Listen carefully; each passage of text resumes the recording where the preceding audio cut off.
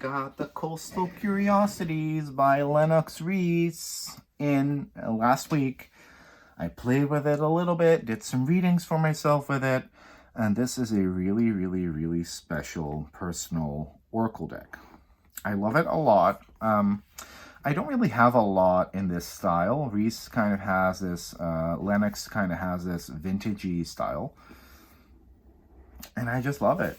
I can't say anything else. The box is stunning, like I already showed you. The guidebook's really pretty too. There's no title on it, which I like. It keeps it a bit mysterious. And it's really well made. Like, I mean, come on. Wow. So we get about 2 pages per card. A lot of the imagery from the card, separate elements will be highlighted. There is some structure to this oracle deck where we kind of get suits, so you could read the cards as is, and then especially in a spread, or at least that's how I liked working with it, I will look at these symbols and kind of count them and see where there may be a balance or imbalance. So that's kind of cool.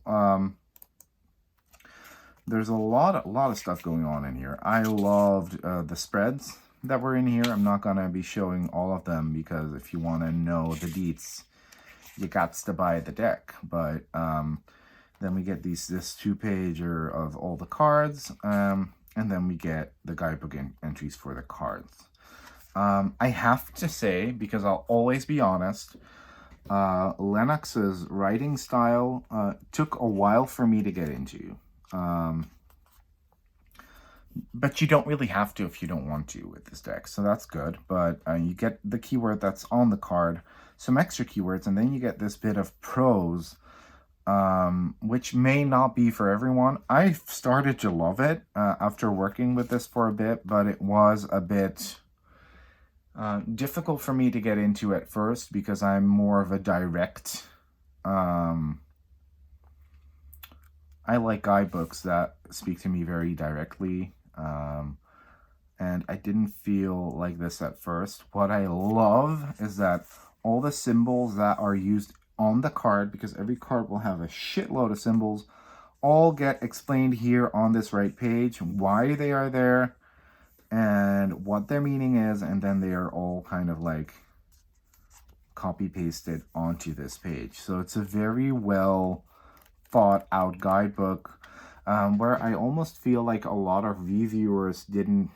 The first edition of this deck was like way different because there was sort of a special extra suit of cards that has since gotten replaced with more base cards. She's taken that suit out. And I feel like a lot of people loved the deck because it looked really good, but didn't really get... you know, and they got pretty pictures with great keywords, but they didn't really get the why behind the deck. And I don't know if this part was already there, you know, where all the symbols are explained. But judging from the reviews, it wasn't always clear to the reviewers why things were there. And I feel like, at least with this edition, I don't know what the guidebook for the first edition looked like, every little tidbit gets explained. Nothing is there for no reason or just for aesthetic reasons. Every particle of the card has a reading. So that's really cool. Yeah, it's a very fun, good guidebook. Like I said, I didn't say I didn't like the prosaic style, writing style. I'm just saying that it took me a couple of like entries to get into it. It wasn't a direct hit for me.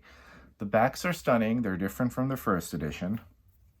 Let's just go through the cards because I do love these. Now we do have kind of a pesky sun, which I am hoping will go away soon. And look, the sun is listening.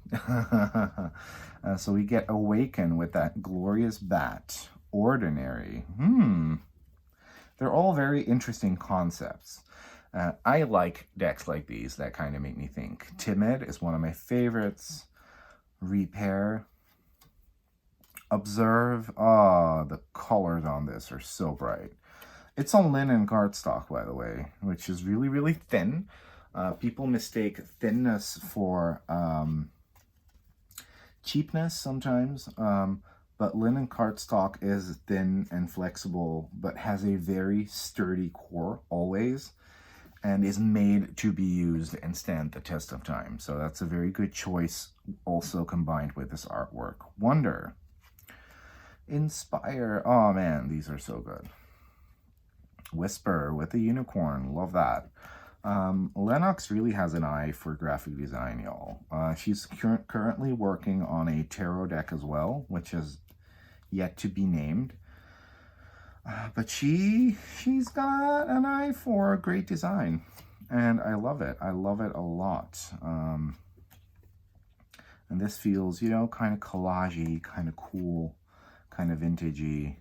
Kind of feels like an old-fashioned, yet modern oracle deck. Like, it feels like if I were to die and people, let's say a bomb dropped on my house, me and my husband were dead, a bomb dropped on whole the country, everyone was dead, and excavators would come and they would find this, they would be like, ooh, that must have been a really interesting person. I love this old-fashioned iron. Oh my gosh, takes me back. Grand. Ooh. Loyalty. So sometimes we have like more pictures collaged into the mix, mixed with illustrations, mixed with different types of illustration. I think it's highly original and really interesting. And what I like, the decks that I like the best at the end of the day are oracle decks that can be used straight out of the box without too much thinking, but can also invite you to dig deeper. And yeah, I love that. Once again, I said this about another review I did today, Danny's Walking Meditation Tarot. This is a very fall-esque deck, so it really kind of fits my life right now. Oh man, this is interesting. Memory. Oh, really, really cool. So yeah, I love all the earthy elements in here that we can see. All the odd, and it's coastal curiosities.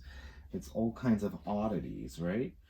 And I love that we can see that in this deck. I mean, it would be really strange if a deck called Coastal Curiosities would contain imagery that feels hyper familiar, and you're like, oh yeah, that symbol totally makes sense with that. So, you know, I did see some people, like, when they got the first edition, kind of mention that sometimes, where they were like, oh, I don't immediately understand what tender has to do with this bowl and this vase.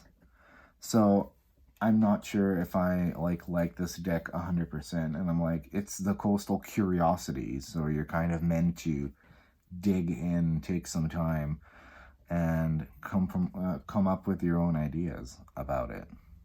And sometimes they are a bit more clear, you know, but sometimes not, and that's completely fine. I like that in my decks. Oh man, this one's pretty as well. Every time I flip through this deck, it feels like it's the first time I've seen it.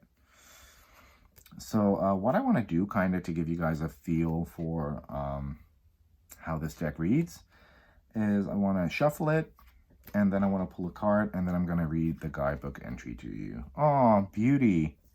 And it's kind of this magnifying glass to see that beauty. Really, really cool.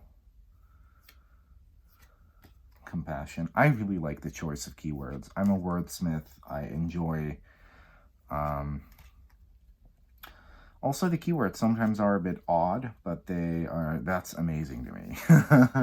This will be a great deck for me to do kind of slam readings with. I usually do slam readings for people that hate the idea of tarot and oracle cards and get really sassy to me about it. And I'm like, let me read you to filth, and I will just throw down card by card and tell them like it is, and it usually leaves them with their mouth agape. And this is the kind of deck that I could do that with. So, you know, it's sweet and soft and really cute and vintagey. But, you know, like a rose, it does have its thorns. That linen shuffle whistle, though, I love it. So let's see what we got. Oh, we got the passive with the iron. Oh, I love that. I really like that. I want to know more about that. So everything in the guidebook is in alphabetical order, as it should be. So that's really, really cool, especially with a deck like this that's very keyword driven, not necessarily suit driven. I would have found it very odd if the suits which are present would have been the primary sorting factor in the guidebook for this deck. Sometimes it's, you know, sometimes I understand it. For this, it would have been weird. Alphabetical order makes total sense. So, passive, continuity, spark, visualize. The average glance at familiar tasks and objects lacks an inquisitive mindset. Listen to the subtle rustling around you. Take notice of everyday focuses and breathe in the subtleties of rest and rejuvenation. These mundane moments in time offer unique opportunities to look closer and uncover something special in the everyday routine. What are you missing out on by remaining numb throughout your every move? Ouch, this hurts a bit. Breathe in everything around you and use it for your internal power and magic, blessing what you partake in. The cold iron passively sits, put away until its next chore, skittering across the ground. A hedgehog randomly inspects teeth stashed in the darkness, forgotten like another piece of an average encounter. Unbeknownst to the shiftless eye, mums and mushrooms breathe life into the overlooked atmosphere. Really, really, really cool. So, yeah, it's actually almost kind of creepy, and I love that. So this has been my review. I recommend this deck wholeheartedly. This deck was gifted to me by the creator, even then, you know, I'll always have my my little points of critique, but I'm sure that Lennox will appreciate that. Overall, this I feel is a really solid package. It's really interesting. It's really curious. And it's actually 1,000 times more interesting than most of the decks that get released on the market today. This actually, in fact, kind of takes me back to the time when Andy Schwartz of Skull Garden still used to release a deck every other month. This kind of fits in that category, and it's odd. It's made me curious. And also, it helps me find the magic in the mundane, and that's what I'm all about. So thank you, Lennox, for sending me this deck. I love it. I will cherish it. And bye-bye, y'all. Thanks for watching.